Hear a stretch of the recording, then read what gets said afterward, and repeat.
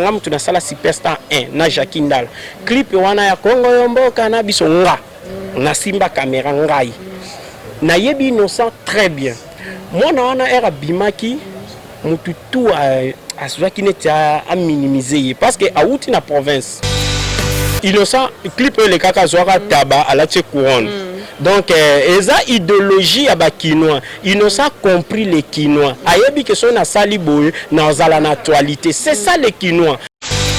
La première fois que musicien moko abima na province aye na Kinshasa pe a se démarquer comme pe numéro so qui 2 numéro so qui 3 so numéro 1 et mbala liboso innocent azo lukaka ka répondre ba vie o balingaki ba étouffer yango moni faire ayako bandela ngo pour prouver qu'il est capable de le faire à sala ngo déjà faire déjà beta acoustique na sepeli ayaki moi kolongola biso mo ba stress à ba concert et PCP il faut qu'on dise mamutu c'est le faire qui a commencé tous les musiciens ba boiter les pas acoustique et jeté so MC via beta ngo akukate via sunai au monde relève ezala toujours na vie ezate soki yozo régner yo lingite mutu mususu abima donc ezaka kayo non ça total pe na kaone ezaka no ba leader na ba faire wana il faut ko féliciter bango tondi manaka lelo biso to utiliba no mona mutu asala mundela sa référence na yo na komba papa wemba nga solga nseka na lela Jolicia bolingo molaima ya solo Jolicia tikita STV Congo News, nous sommes en direct. Suivez STV Congo News et les informations vraies.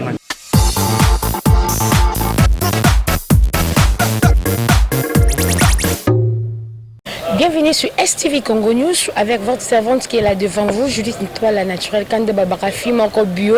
Et je vous salue partout que vous êtes là. Je vois la grande dame de médias, Julicia Sampi. Et pourquoi pas notre sponsor officiel, Jolili Atala, en chair et en os. Et pourquoi pas aussi à notre cordon le plus solide, c'est Francis Ouala, qui est derrière la caméra Babi. Les grands caméramens, hein, notre candidat celui-là, que je salue beaucoup. Pourquoi pas aussi à Boss de Boss, depuis que les Ibo Costa Itam, que je salue aussi beaucoup. Babi émission le vraiment, tout ça là, vraiment qu'à banalise. Liban Mambo Kabolingami, qu'est-ce qui se passe dans le Congo Nabiso, et tout ça là, vraiment, banalise kaka. Pour comprendre qu'on analyse sur musique, sur vie sociale, donc ils ont vraiment révélé. Mais avec vous, l'ensemble, aujourd'hui je suis avec Yadie Milongo, à vraiment Liban Damboka, et je me remets, moi quand même, déjà vu le plateau, on a déjà invité du jour. Bonjour Yadie. Bonjour madame, bonjour Boni. Bien, ça va. Ouais, ça on kimia, tozaraka, ba confirmer kandi biso pe na Kinshasa, tozali. Tozali, tozotalara mamba ndenge zokende. Nous sommes là, tozawana. Mbote no na batunyo so balanda parce que outi libanda mboka je sais que no bat balanda yo bazali na STV Congo News, bambote na yo. Ouais, bambote na ngana batunyo so ba congolais to bazwami libanda mboka na Afrique na Asie, na Europe partout bazwami ba congolais bazo souffrir makasi libanda mboka parce que je connais na ba pays mususu ezana bandeko bazonyo kwa mapona koluka moya kobima. Pona kulukosunga mo balibote za na kati ya Kinshasa na pesi bandeko to ba talanga libanda mboka mbote makasi ba mina ngaso na bando tanga sikodo to risquer to bebise mission de Jackie Milongo sponsor officiel Florence Milongo wana ba grande sœur au bazan na Belgique merci na bino bo se confiner kaka parce que bino bobimaki moi bato e mati bozongi bo se confiner bo batela nzoto quoi merci vraiment merci beaucoup mbote sur belena ngam allemand ba bive na ngakati maral que je salue beaucoup il y a dit tout ça un peu moi analyse vraiment je sais pas de notre bananos nanga tout ça analyse sur ce qui se passe na mboka na biso et total la peine na monde na biso musical parce que na chronique musicale babito lobela vraiment du tout nuance c'est vraiment par rapport au confinement bah au déconfiné marque tout utile banda mboka mais je sais pas soit qui na ba confinement mais ba déconfiné na misu na yo et makamango eza ko évoluer ndeni. Bon, normalement, biso to kolobate que non ba déconfiner biso, ba longolika ba mesures barrières parce que normalement à Kinshasa confinement salimaika na Gombe. Nous on était là ba pitaka ba mesures de barrière pour la maladie et c'est partager trop tôt dans Congo mais ba mesures on a de ba tu lever en haut. Personnellement pour na moni yango eza nango mabete parce que maladie wana lelo si mboka bozui botie trop rigueur et à kubanga maladie wana vous risquez même économie na bino ekita donc nga naza vraiment d'accord ndenge ba autorité ya mboka président Fachi a levé un peu mesures barrières wana bato ba meko circuler parce que économie faisonga omoni ba biso ba misuto toyaki moi ba tour ba business mais toza bloqué moi ozongeza te pona nini ba frontière tu eza bloqué.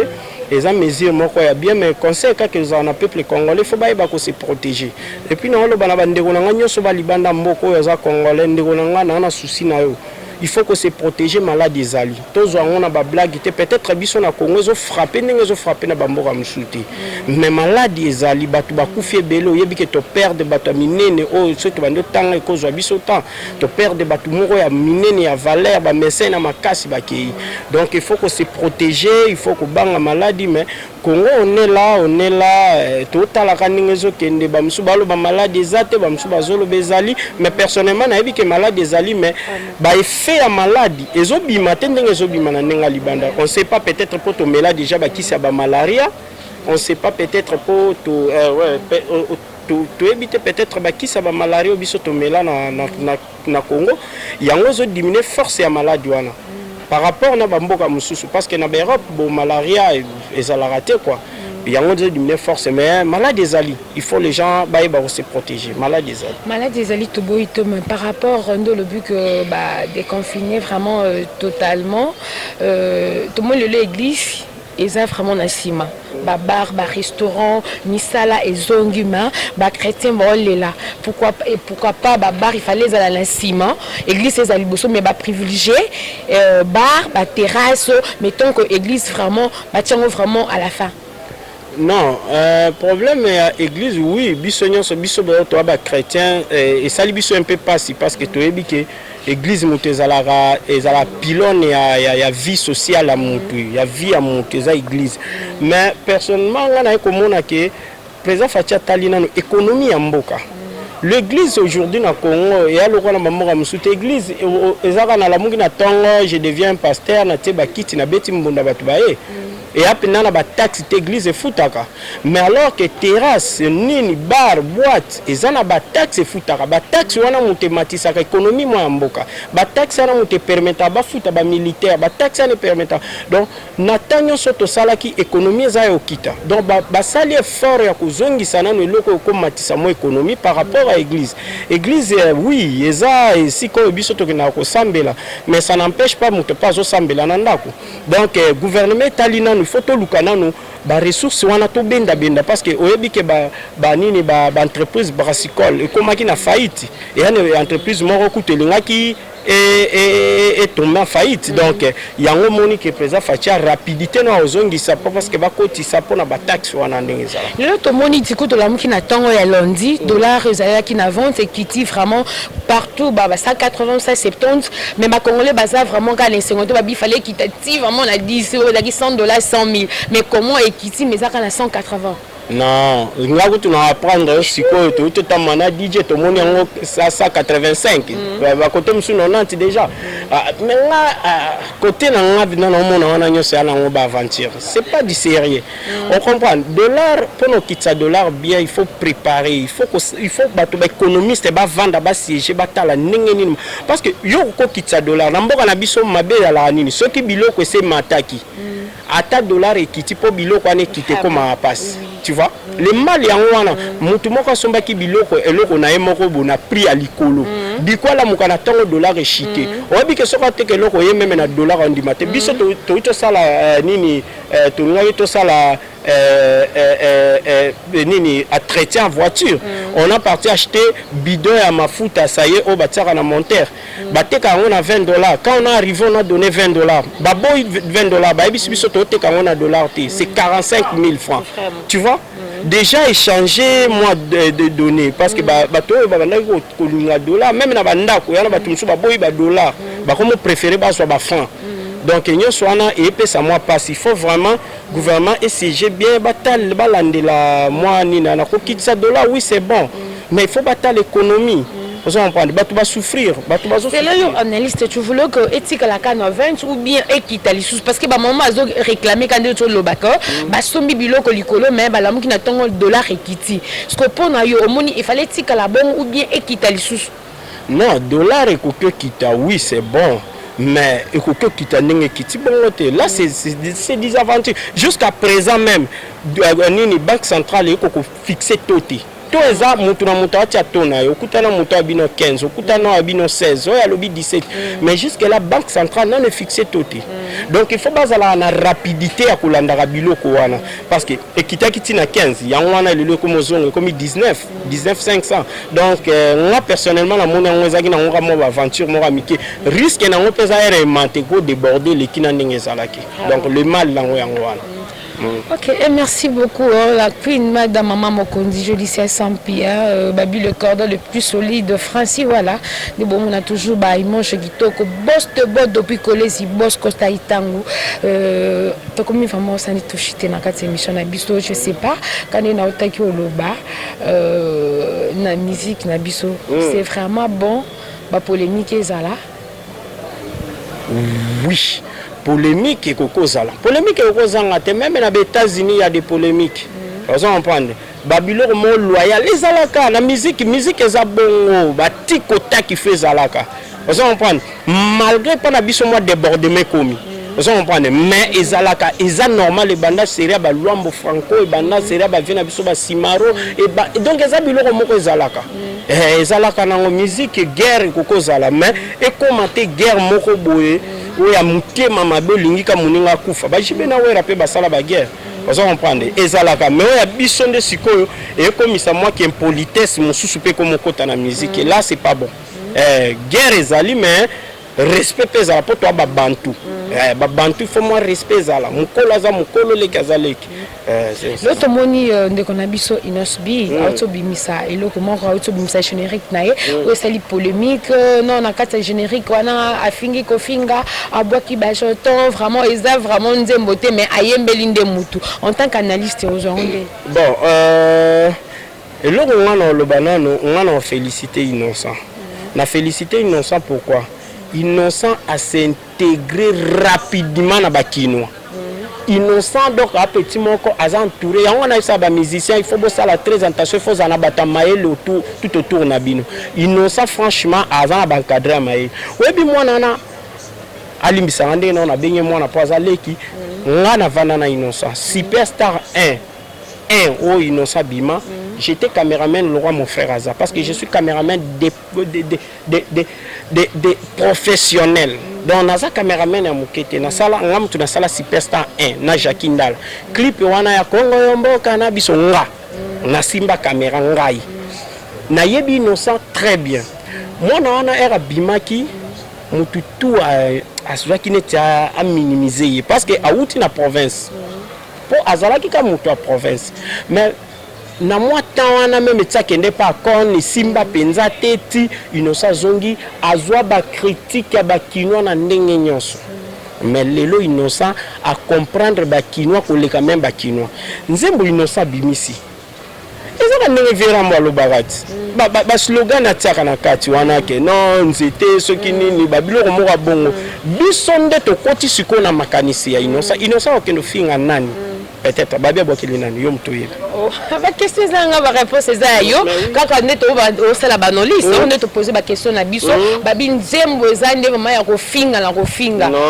babi vraiment kuna ayembeli nde vraiment mutu je sais que no yo nanga total là je sais ba to ba sala lision qui a bois qu'elle fali bon non Innocent ko bois qu'elle a fali ba j'ai tenté il y a Innocent et fali il y a pas match il y a pas photo vous comprenez ngana yo ba Innocent bimisi ka kende ko kutana na fali akutana kina fali fali simba na maboko soit disant que tu basala neta ba featuring vous comprenez Innocent a rekobwa que la jamais fali parce que fali c'est donc et pas il y a nani il y a Innocent na fali Innocent rose à la même moi na fali parce que tu dis moi na fali on a déjà za plus âgé ba cause à la presque ba je me suis babi que non Innocent ba PC mutu makase ça ba musicien mususu baza simalaye baso kompouye on moni les mal les années ba musicien nyoso bomona sikoyo baza ba péré.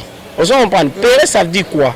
Yo pona o critiquer moninga, yo pona o attaquer moninga, il faut utiliser baleki. Wera na jibe basala ba guerre na bango batinda muta fingela bango te.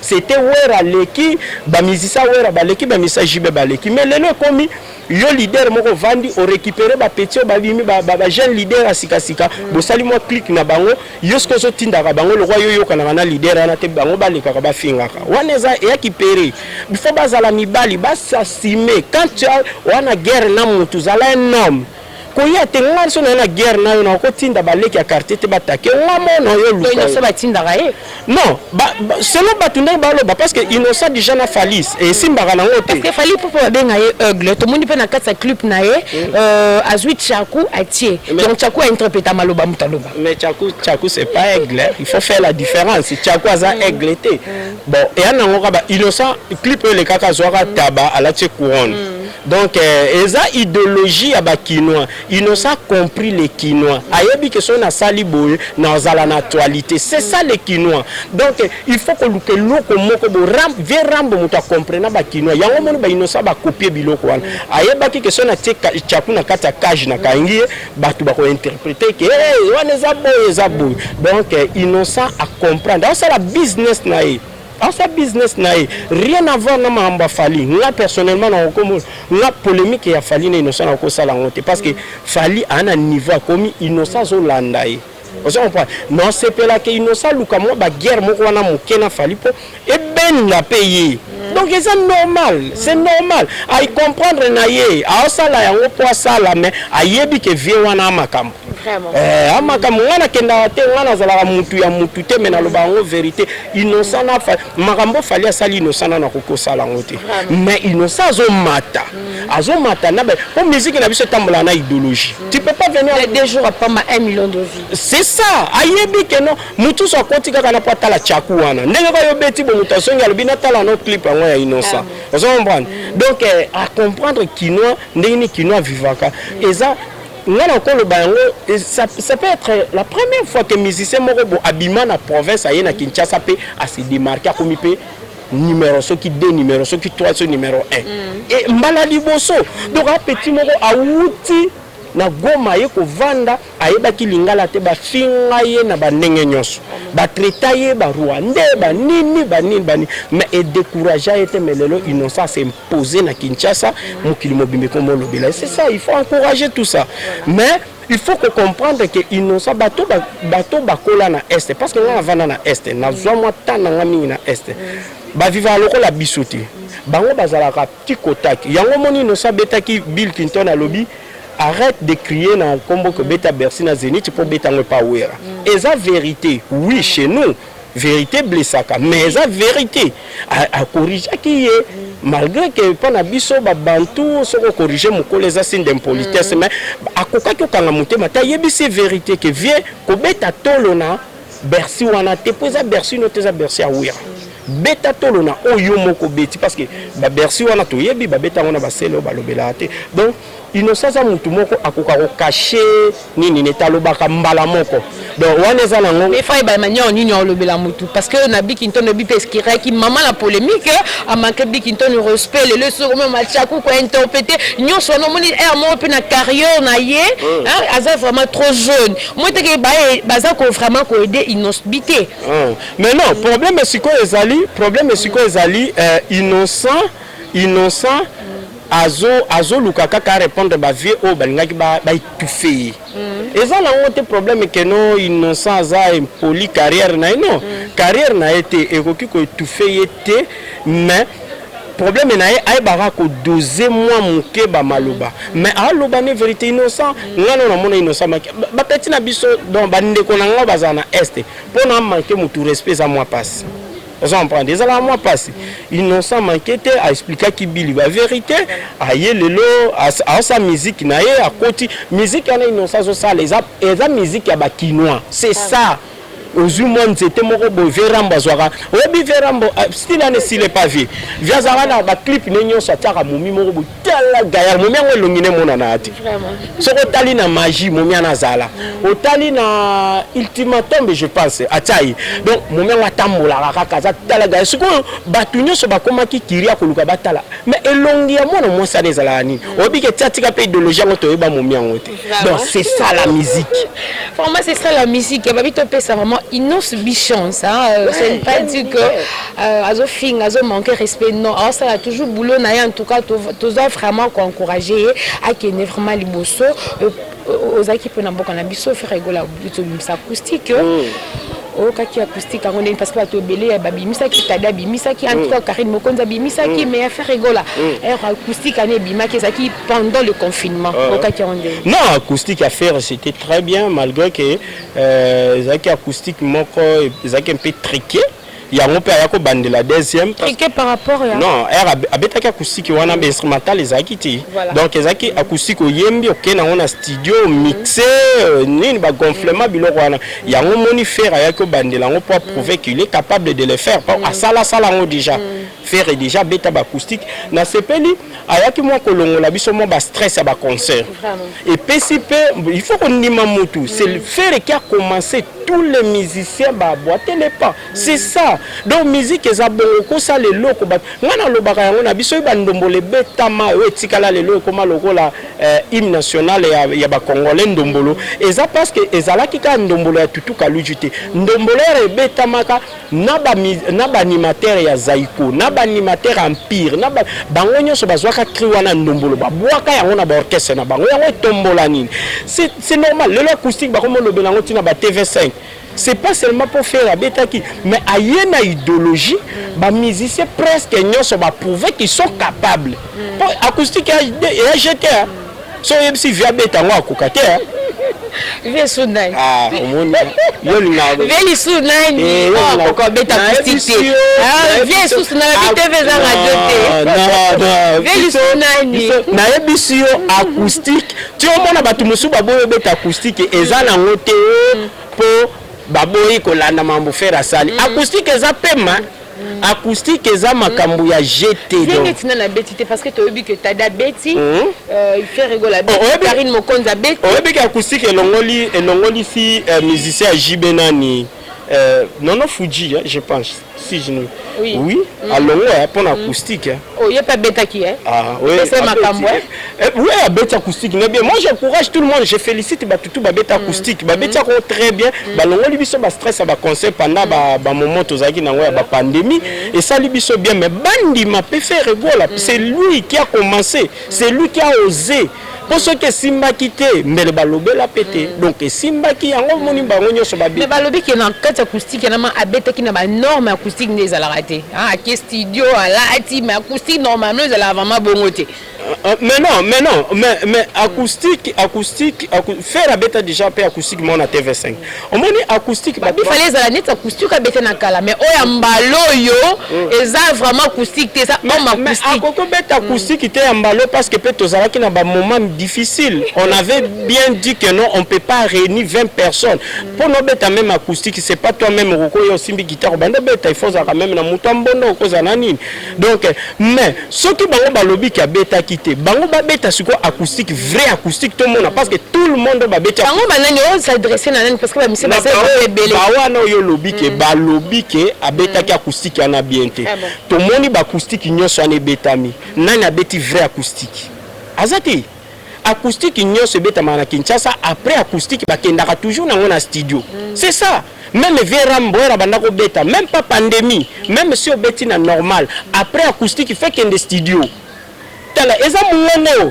koyemba kaka ya pamba bongo na guitare bongo c'est pas eza blague té c'est pas du blague il faut encourager quelqu'un au moni mitema mabeza na Congo ti na niveau moko to komiti na niveau moko bo on na ko comprendre il faut l'encourager à bêta acoustique n'est très bien ba master pe ba yoko ya na sima ba beti pe très bien mais batika ko beta on a polémique pour esimbati vous comprenez même ata ba petit na biso ba jeune leader ba ko acoustique était pour musique na bango ba beta ka ko simba na acoustique té t'as dit pas beta ka jeune leader non t'as dit beta ba musique na biso ka typique té même ba tout le roi ils ne savent pas beta acoustique musique n'est un peu donc simba té mais encourager bango ba ta courage ba non nyoso courage to comme na ba leader rebelle Kinshasa lelo et comme kondima moto et au sali musala no bien lelo za lisusu te ndenge to biso to kola na Jibena wera mais lelo za otali koto innocent otali koto Vérambo omoni ba Vérambo ba beta ba acoustique nyonso même beta mana ba al de la Gombe ce qui acoustique et s'il faut que toujours dans studio. Vous comprenez? Donc un normal, ba polémique inutile et bomi musique ya Congo. Ba polémique et bomi vraiment ngane nazawa nazalaka mutu a mutu te les gens m'a traité mutu affaire mais mukolo makamba fali nga kondi tala comme matina ba niveau na ba jeune na ba komi c'est pas de blague hein?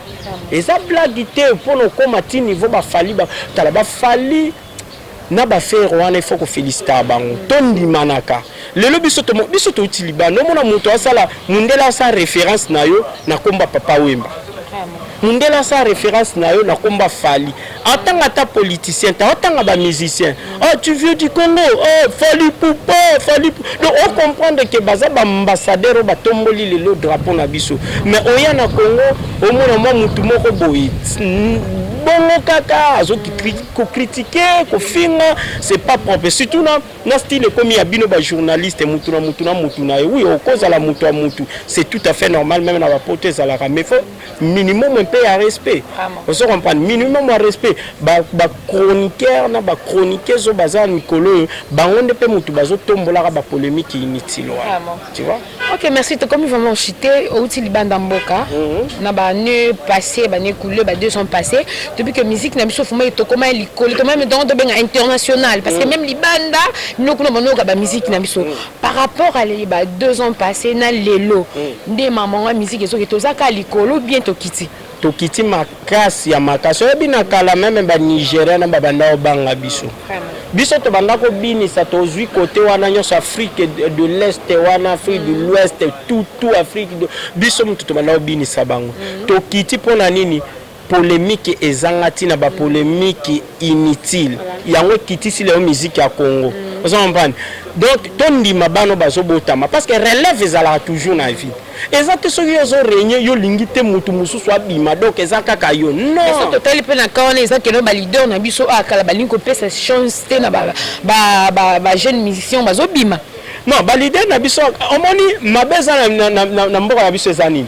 soki yo souffrant na vie olinga pe moninga souffrir na vie or que ezalaka bongo te souffrance na yo ekozala pe aide ya bato mosusu ba musicien na biso tellement que na kala bakube alaka trop na ba uzaiko na ba mutu atala ye moko abetaki soki 15 apwa ya kombone bima siko atala petit moko ye sika bimisa kombono yango nozomona nyonso wana so musicien longwe a raisonner ka kala wana ekotise mbamo mutema mabe on comprend mais eza nango facile ngaso na nginda na pasi na kolinga te muninga pa nginda na pasi donc to oka mutu neti Nicolas Mokonzi azo expliquer nga na kemba epa ya mutu wana Nicolas komba kotano zala mutu wana kembisa nga na bana zonga ba desert mais na ebise na bio DJ Palmi ko kembisa ete bomela DJ Palmi moto akendara ndenge nini yango na profiter na tangi namba uto sela maman na anniversaire ma to zaki invité te je m'excuse et pas joli ça sans pierre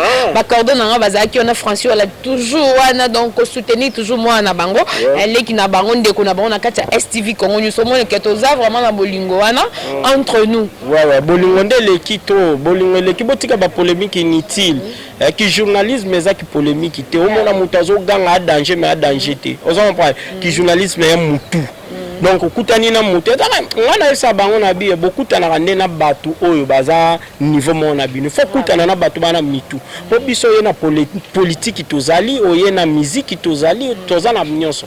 Voilà, merci Tito Minasuka. Mot de la fin par rapport à Onyu surtout que le message nous ko lancé pour passer na bambote nao. Ouais, mot de la fin zaka bato nyonso bolandinga bobo moni na blessé bino bo excusenga na ka mutu na sali analyse selon yo pour ko sala analyse na yo selon yo na sepeli na linga bino mingi bon continuer ko consommer bo s'abonner na chaîne on a besoin moi c'est parce que polémique STV Congo News donc awa polémique ezala raté awa to sala ra musala bino pe bato botala biso bo pesa biso te pression kaka ki photo finga kande bolanda vous comprenez bo pesa la biso pression te ka il faut to finga nde bolanda po biso to kokona biso finga te to bando yelo ba vérité to fingi mutu te oya moni to blessa limbisa na pesi batutu bolanda nga libanda Joël Basunda oya Nicolas Mokonzi place aux Ali maman beaucoup de respect na États-Unis na mboka musika na pesi DJ Palmi petit na nga yo yebi Mote place aux Ali, Jackie Milongo, Florence Milongo, na bosante dans Batouazé, Beloso na bina banoboaka, venanga bébé lito na États-Unis, na bosante Pichu Kabesa, Azana Paris, Bazleke Belé donc Mote na bino nyonso na lela bino fort quoi. Voilà, merci à Didier pour l'invitation. Vraiment, tout ça l'émission. Bon anniversaire malgré en retard, vous mettez tard que jamais. Voilà, quoi. merci beaucoup. Au conseil à genoux. Eh, on va battre Inané Kaka. Inané Kaka. Merci. Voilà, merci beaucoup. Voilà, là c'était vraiment, il y a Didier. Tout ça, les cas juste banaliste quand il y a il y a ma bé vraiment tout le biboli, mais c'est malin vraiment tout petit nous toujours Kaka merci. Quand il y a tout le bateau suivant, on a plein de politique, sociale, musique, en tout cas place to blessé bino boli misabiso hein. Tobi que tout ça ka battu bosso à micro peut-être bon mon rarement au lobby et c'est pélici bino to sengi vraiment boli misabino misabiso pardon je voulais dire bon s'abonner massivement à STV Congo News hein. Babi c'est grâce à Francis voilà hein cordon les camions les plus solides les bon mon ba mange ils a toujours formidable pourquoi pas notre maman la patronne maman Mokondi Jolicia Sampi Yewana vraiment Kassimi STV Congo News boss depuis Kolezi Boko Staitangu merci papa vraiment non c'est pelaga rapport papa nanga babi boss l'équipe boss na Kolezi Boko Staitangu hein bon s'abonner massivement pourquoi pas notre papa aussi notre sponsor officiel je dis à Talancher à nous bon s'abonner massivement bisous à la prochaine. Nga solga nseka na lela Jolicia Bolingo molaima ya solo Jolicia Tikita STV Congo News, nous sommes en direct. Suivez STV Congo News et les informations vraies.